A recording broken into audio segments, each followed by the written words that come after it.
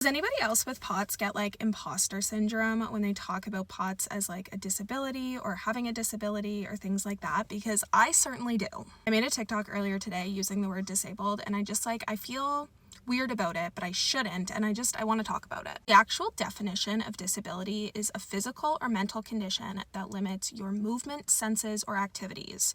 For me personally, POTS absolutely qualifies as that. Going back to like 2 years ago, there was a point where I literally could not get out of bed without passing out. Like when I was home alone, I literally had to butt scooch to the bathroom because I could not afford to get another injury or concussion by passing out and falling. I've made a ton of improvements since then. Obviously, I'm out of my house, sitting in a car, I'm driving. There's a lot of things that I can do now, but there's also a lot of things that I can't do. On my good days, I'd say I get like 5 to 10 minutes now that I can stand before I go into pre-syncope. But on my bad days, especially in the mornings, it can be like 1 to 2 minutes still sometimes. Anytime I go out, I have to use my rollator so I have somewhere to sit down, because if not, then I would have to sit down on the ground and probably would end up passing out. I have a tag for disability parking. Like, despite all of this though, I just feel like because I'm more functional now than I used to be, that I feel weird using the word disabled. Like, I feel like it's almost not severe enough to be disabled. That is completely untrue. Like, this is my own feelings about the situation. I want to stop feeling like this because at the end of the day, like I'm super